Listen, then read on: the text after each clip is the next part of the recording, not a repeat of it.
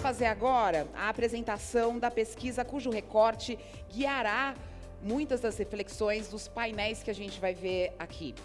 Então, é hora da gente ter informação para conseguir refletir a respeito de temas importantes e a refletir sobre o enfrentamento, né? Conforme eu mencionei na abertura, a pesquisa encomendada pelo Instituto Avon buscou um entendimento maior das violências que as mulheres têm sofrido nas redes.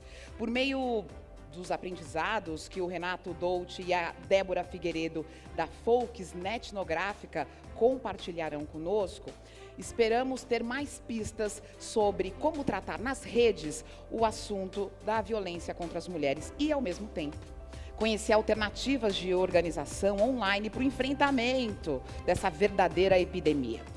Para ficar com apenas um dos tantos dados alarmantes sobre a violência contra as mulheres nas redes, nos últimos 3 anos, nós tivemos um crescimento de 26.000% da violência online. 26.000%. Então, para montar um panorama da violência online que as mulheres vivem diariamente no Brasil, eu convido ao palco o Renato Dolce, que é responsável pela frente de Data Science da Folks Etnográfica. O Renato é cientista político, graduado também em filosofia e teologia, com mestrado em econometria pela Sorbonne. E o Renato será acompanhado da Débora Figueiredo, que é PhD em antropologia do consumo pela PUC São Paulo Kellogg, e a Débora também é mestre em administração pela PUC São Paulo. Renato, por favor. What you want?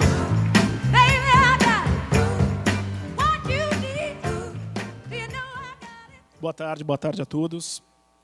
A gente vai falar um pouquinho agora sobre essa pesquisa. Ela é uma pesquisa inédita. A gente está tentando entender aí nesse material algumas informações e os pontos centrais estão relacionados à violência e o assédio dentro da internet. Tá? 2 pontos importantes antes de começar a apresentar o material para vocês é dizer que a metodologia dessa pesquisa ela analisa conversas. Tá? O que são essas conversas? São conversas online, pessoas que manifestam que sofreram assédio ou violência. Essas conversas elas não são estimuladas. A gente não pergunta nada para ninguém. A gente colhe milhões e milhões de dados e tenta entender como que esse ambiente se formata sem necessariamente fazer alguma pergunta. Isso ajuda a gente a entender se tem algum viés, se a gente vai conseguir encontrar caminhos um pouco diferentes. Tá? Eu vou começar trazendo para vocês alguns dados que eu acho que são bem legais, que estão relacionados ao seguinte. A gente delimitou um recorte bastante grande. A gente vai trabalhar com 3 anos, então são 3 anos de dados. E um ponto importante para a gente entender isso é esse gráfico. Tá? O volume de informações sobre assédio, ou seja, o volume de menções sobre assédio, partiu de 2015 para 2017, de 1 milhão de menções no ano para 8 milhões de menções no ano. Então a discussão sobre assédio entrou na pauta pública. Um ponto importante, o que a gente quer dizer com isso? Tá? Assédio foi o 26º assunto mais discutido na internet brasileira em 2017. Então essa pauta ela é muito relevante por conta das campanhas e também por conta da discussão pública. Okay? Quando a gente vai olhar para a violência, e a gente está falando de mulheres que indicaram que sofrem violência, e aí são mulheres especificamente, tá? 100% das menções analisadas partiram de mulheres, a gente está saindo de 2.000 para 8.000. Tá? Apesar da gente perceber que a gente tem um eixo um pouco menor, é importante notar que o volume está crescendo. E o que quer dizer isso? Quer dizer que essas mulheres estão indo para a internet para buscar espaços de suporte, de apoio. As lógicas das menções de assédio são muito diferentes das lógicas das menções de violência. Quando a mulher fala de assédio, quando o homem fala sobre assédio, a discussão ela é bastante conceitual, opinativa, de gradação. Ah, isso é grave, não é grave, é assédio, não é assédio. Quando é violência, o caráter é muito prático. São mulheres que estão falando, eu apanhei do meu marido e eu preciso saber o que fazer. Os dois acontecem em lugares absolutamente diferentes. E a gente vai olhar um pouquinho para os dados agora para entender como é que se dá esse debate dentro do digital. A primeira coisa que a gente fez é que a gente analisou 14 milhões de menções nesse intervalo de 3 anos. Tá? Então o volume é bem grande, ajuda a gente a entender um pouco desses panoramas nesse intervalo estudado. Por que está escrito sinal e ruído nesse slide? Porque esse é um bom termo, é um termo que nasce da estatística, nasce de um estatístico americano chamado Nate Silver, que usa o conceito de sinal e ruído para indicar para a gente o que a gente precisa olhar do ponto de vista de dados. Ruído é quando eu tenho muito barulho dentro de uma discussão e ela está fora daquele eixo central, tá? E o eixo central da discussão sobre o assédio é o próprio assédio. O ponto é que a gente vai perceber que quando a gente fala de assédio especificamente, a gente cai de 14 milhões de menções para 3 milhões de menções. 11 milhões de conversas online foram para outros tópicos, saíram do assédio e derivaram para outras discussões. Quem participa do debate online sabe que quando você comenta alguma coisa sobre assédio, esse debate ele tende a amplificar em várias outras discussões que orbitam sobre o assédio. Política, ideologia, política é muito forte, tá? E aí a discussão ela começa a virar outra discussão. Ela pode partir do assédio, mas ela não continua dentro do assédio. Então a gente percebe que a gente tem bastante ruído dentro desse debate. E entender as zonas de sinal são os pontos mais importantes dentro dessa discussão e dentro desse material que a gente construiu.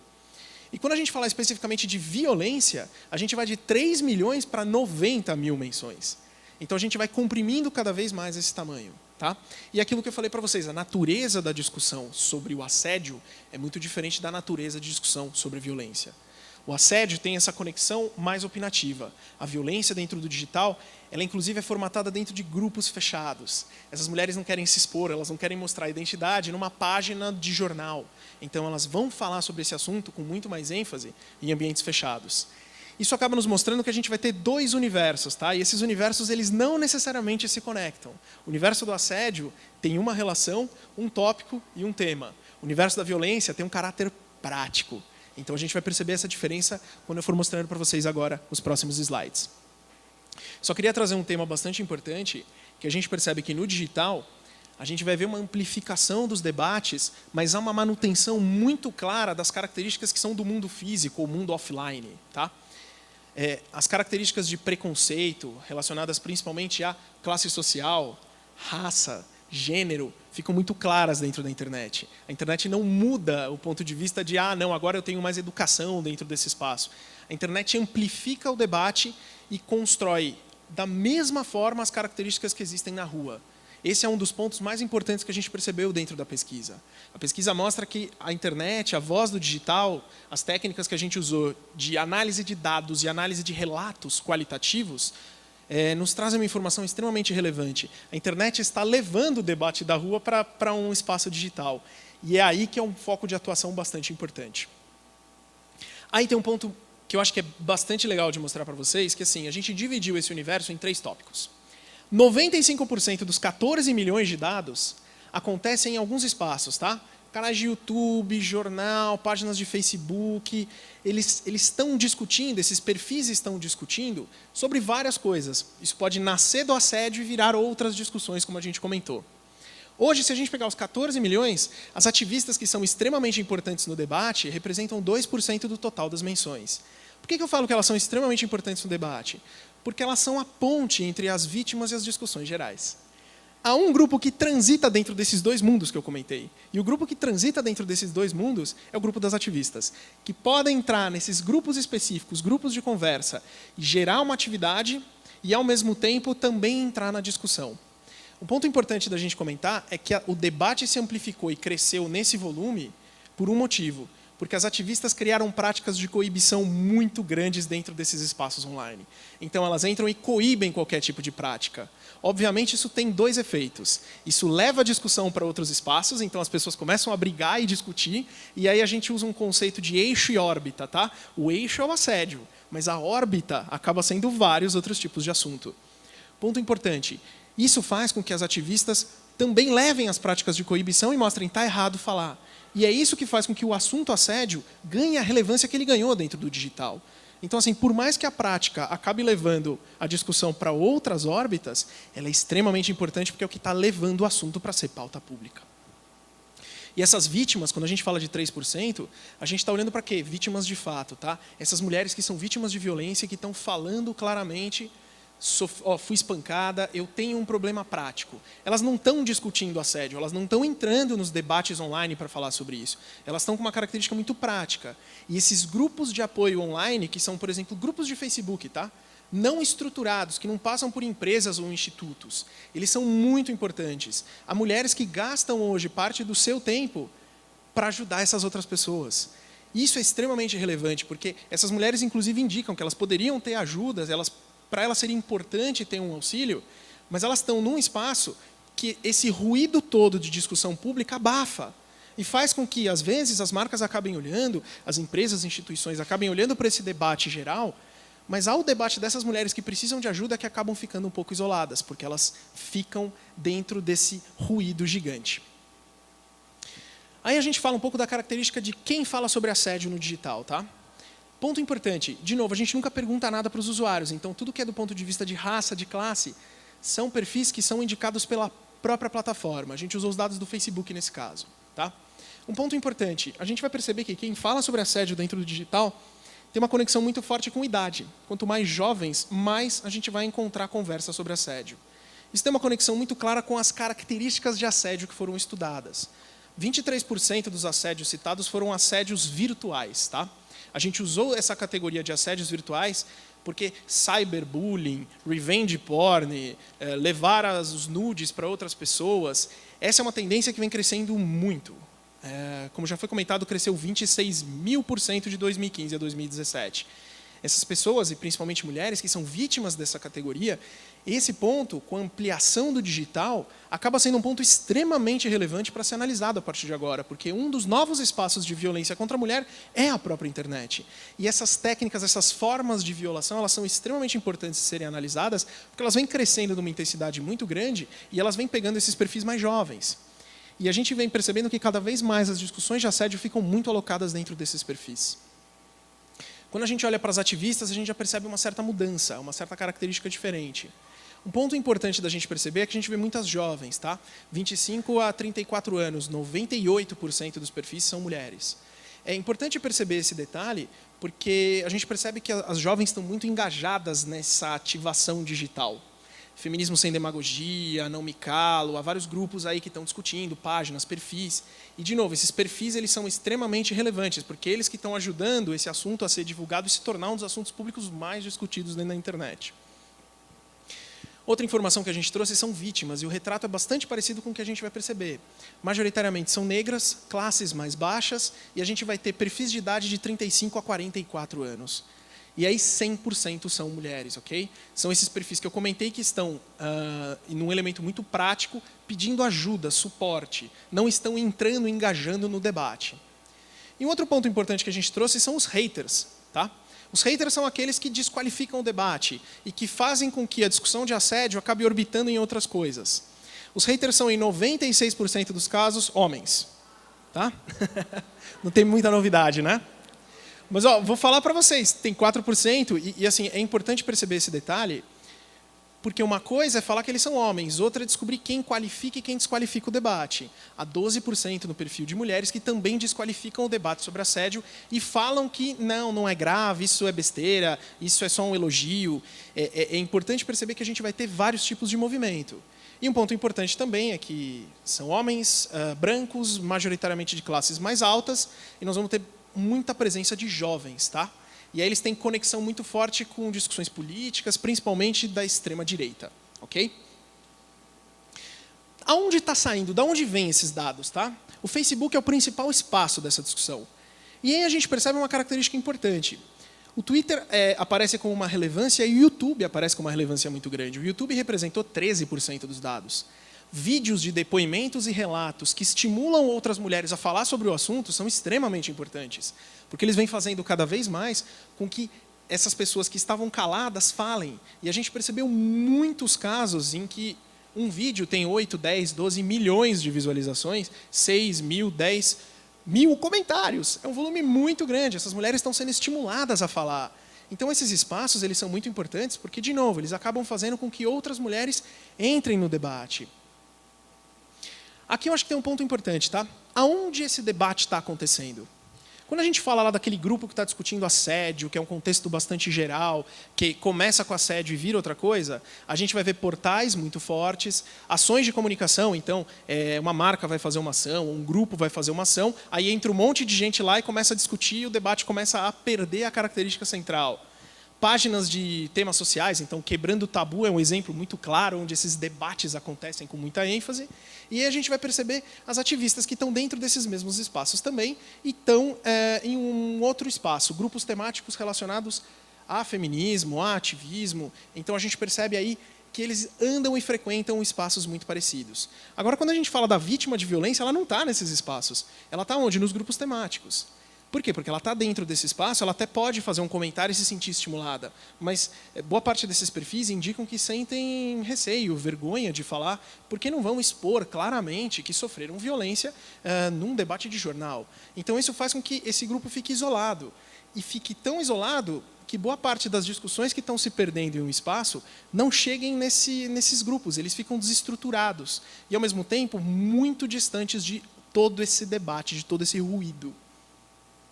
Aí a gente vê algumas características importantes. O que o grupo geral fala, o que as ativistas mais discutem e o que as vítimas de violência mais discutem. Majoritariamente, o grupo geral fala de gradação do assédio. Tá? Há muita discussão para saber isso é grave, isso não é grave, será que é assédio, será que não é assédio? Então a discussão ela se perde muito dentro desse espaço. As ativistas acabam discutindo muito a questão ideológica e isso acaba sendo um gatilho para a conversa orbitar para outros tópicos.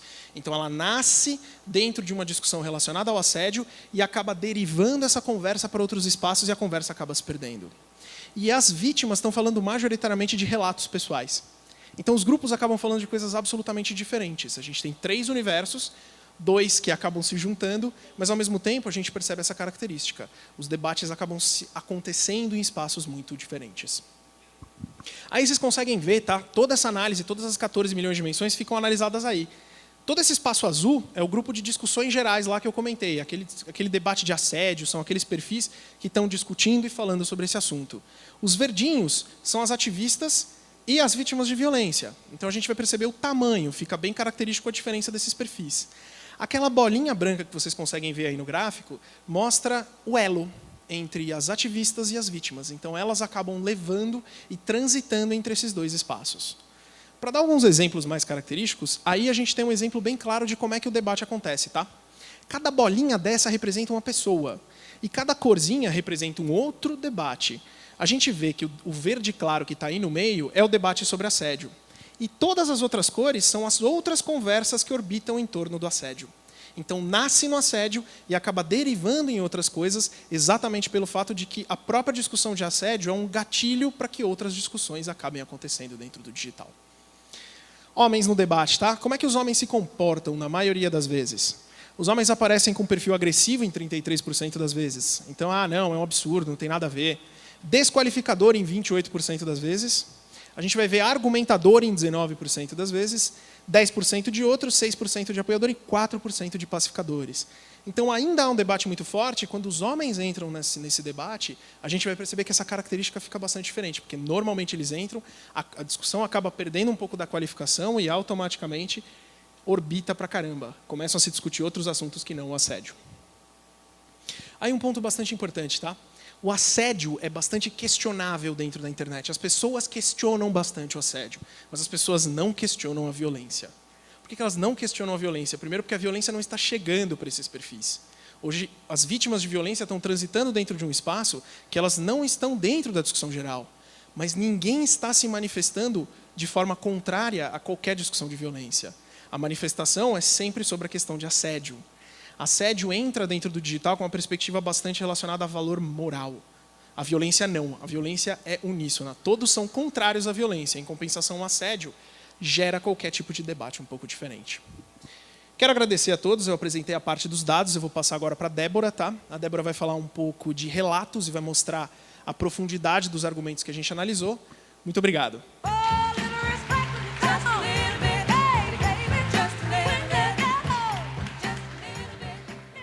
Boa tarde, primeiramente. Bom, o que eu vou mostrar aqui agora é um aprofundamento dessa parte quantitativa que o Renato mostrou. No caso da quantitativa, foram analisadas cerca de 400 milhões de menções. E aqui, no caso da parte qualitativa, nós fizemos por meio de netnografia. O que é netnografia? É etnografia online. Um paralelo que a gente pode fazer? Alguém aqui já participou de um grupo focal? Você coloca 10 pessoas numa sala de espelho e faz perguntas sobre aquele assunto que você quer saber. Então, é como se a gente tivesse feito um enorme grupo focal com 500 pessoas, sem mediador e sem fazer perguntas. Porque as pessoas já estão lá falando sobre aquilo que a gente quer saber. Bem, eu vou falar agora de uma síntese das dezenas de aprendizados que essa parte qualitativa nos trouxe. E eu vou mostrar para vocês sobre 2 perspectivas diferentes. A primeira parte é sobre a perspectiva cultural. Tudo que tiver slide azul, no fundo, é a perspectiva cultural. Tudo que a gente aprendeu, que pode ser usado de alguma forma como elemento de contemporaneidade para ajudar no debate. E a segunda parte é sobre o ponto de vista da vítima, sobre aquilo que é relevante para a mulher vítima de violência. Tá bem?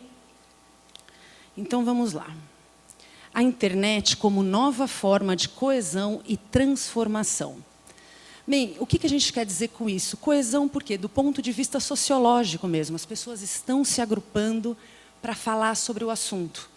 Estão se agrupando para falar sobre assédio, sobre violência, sobre preconceitos e sobre racismo.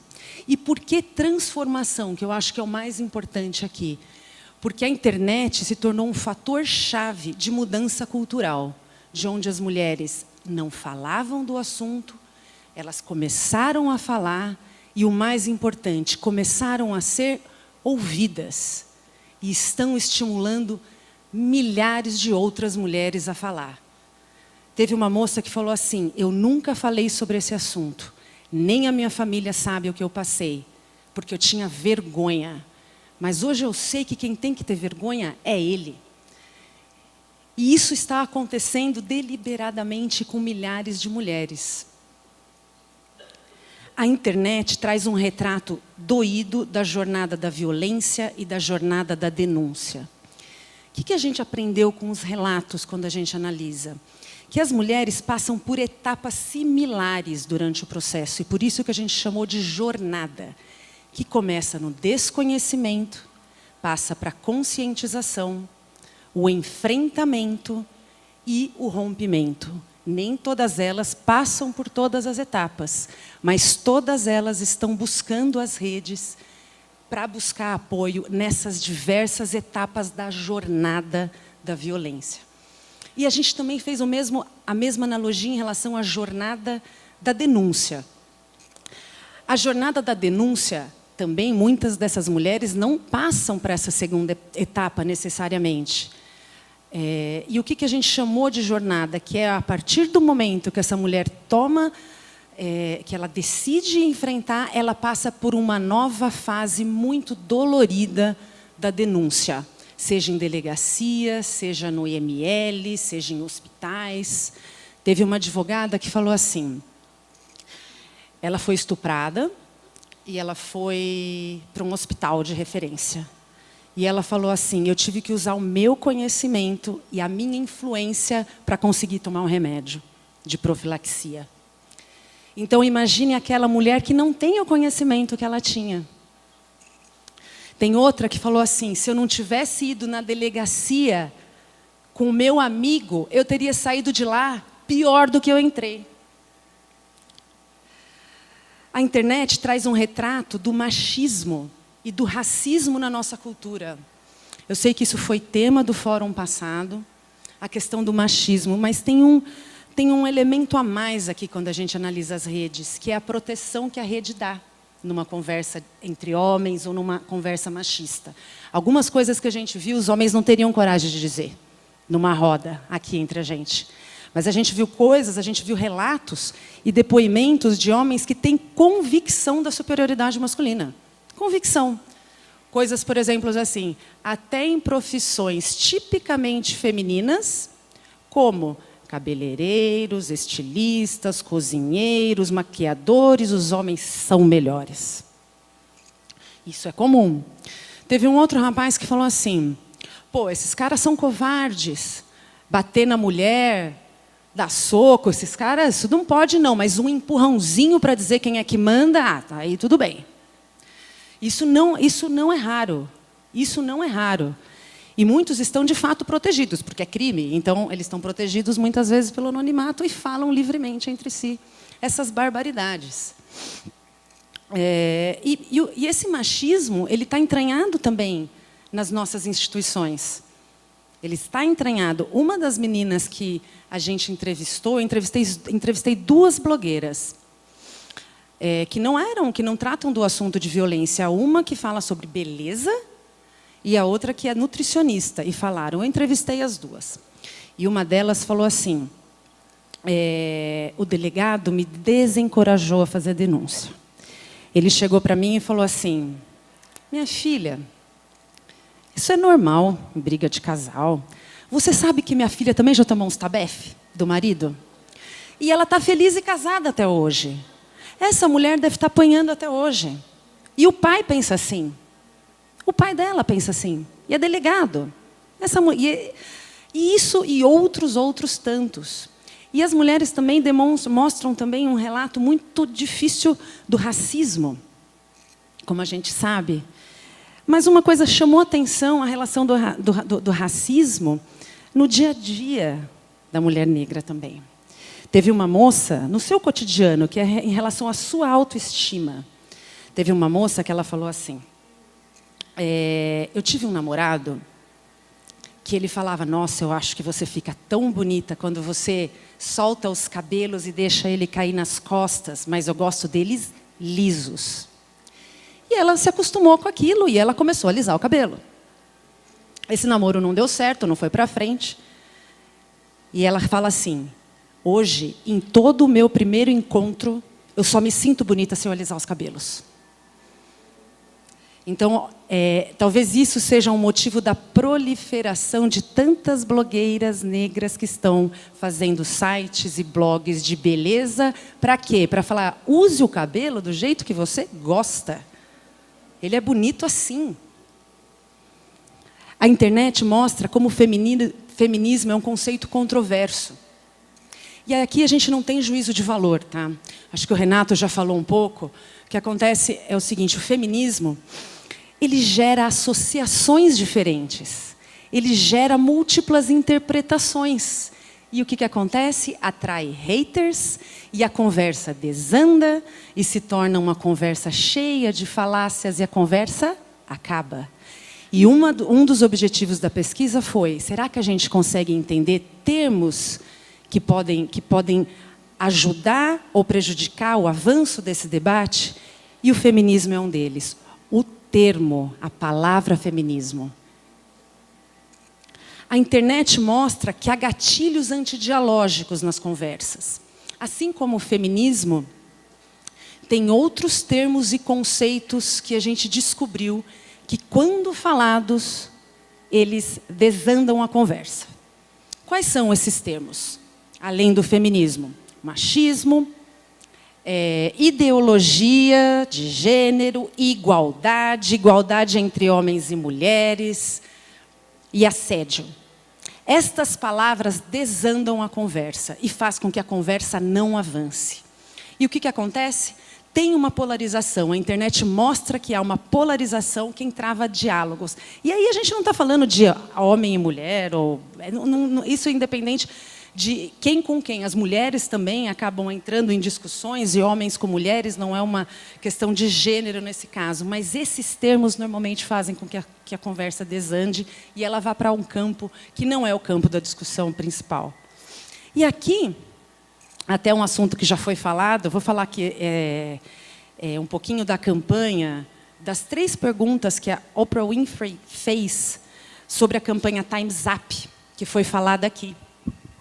Eu não sei se vocês viram esse discurso da Oprah, que ela chamou, né, esse Time's Up foi uma campanha das atrizes de Hollywood, para falar sobre o fim do assédio na indústria do entretenimento.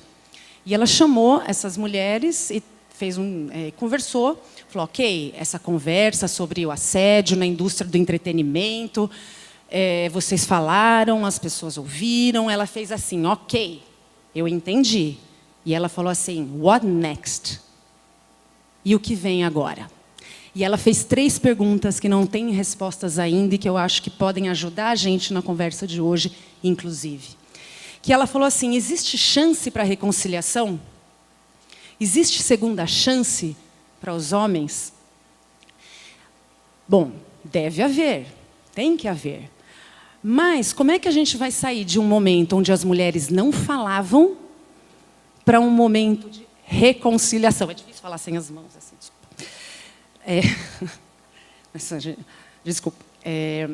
Para um momento onde as mulheres não falavam, para um momento de reconciliação. Talvez exista espaço ainda para gerar um certo desconforto entre os homens. Talvez ainda esse espaço ainda deva existir.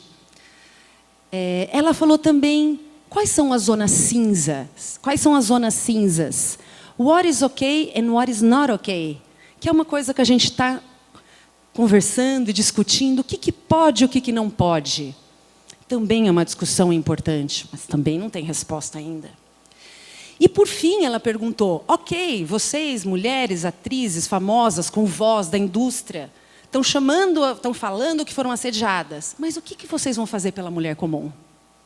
O que vocês vão fazer para a caixa do supermercado, para a vendedora, para a dona de casa, que não tem a voz que vocês têm?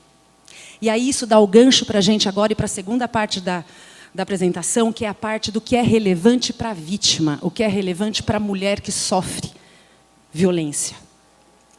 A internet cria redes informais de solidariedade. E aí o Renato já falou um pouco o que está acontecendo. Alguns grupos estão se formando na rede mais estruturadamente. Redes de mulheres que sofreram de alguma forma ou que resolveram ajudar outras mulheres. Grupos no Facebook, por exemplo, de mulheres de apoio à violência. E outras redes que estão se formando não tão estruturadas. E quais são essas outras redes? Quais são essas outras redes? São simplesmente essas mulheres, essa moça que eu falei, que falou do delegado, por exemplo, ela é nutricionista. Ela, a partir do momento que ela vai lá e fala para os seus milhões de seguidores assim: eu resolvi gravar, eu quero ajudar outras mulheres, o que acontece? Acaba se formando uma rede de solidariedade involuntariamente. E involuntariamente ela não estava preparada para aquilo, ela não fez aquilo para gerar, só que ela acabou gerando também uma rede de apoio desestruturada e involuntária. A internet como locus de ressignificação e superação. Por que muitas dessas mulheres estão falando? Elas precisam falar. Elas precisam virar essa página, elas precisam superar, escrever uma nova história a partir da sua experiência. É uma forma dela ressignificar a sua própria história.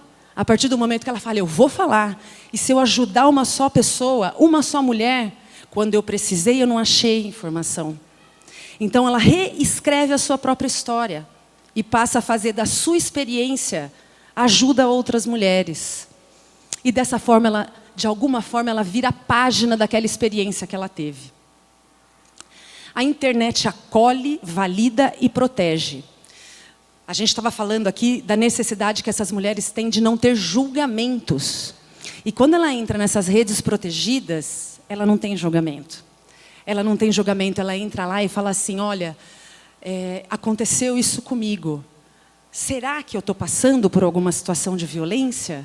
Então é como se fosse um double check da sua experiência. Alguém vai lá e fala: olha, acho melhor você tomar cuidado, porque o que você está falando possivelmente não vai melhorar ou não vai passar. E algumas mulheres precisam do anonimato também. E aí a internet, do mesmo jeito que age para o mal, também pode agir para o bem. E protege essas mulheres de se exporem e protege até as suas mulheres dos seus maridos e dos seus companheiros. Em briga de marido e mulher, muitas precisam que se meta a colher. O que a gente observou? Quando o campo é conceitual e ideológico, o que acontece? Todo mundo tem uma opinião. Eu acho que sim, ou eu acho que não. Tá certo? Porque cada um tem a sua opinião, se você acha.